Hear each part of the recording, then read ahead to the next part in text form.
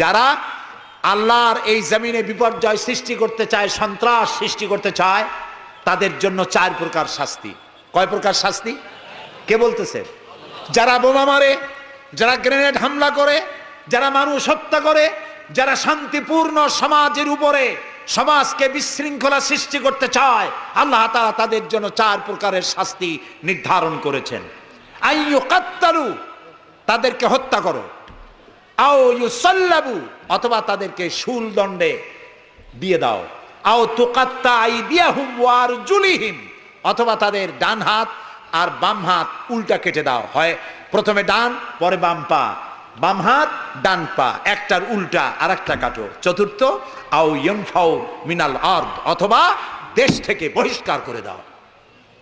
সুতরাং আজকে যারা সন্ত্রাসী তৎপরতা চালাচ্ছে, তাদের সাথে ইসলামের কোনো সম্পর্ক না।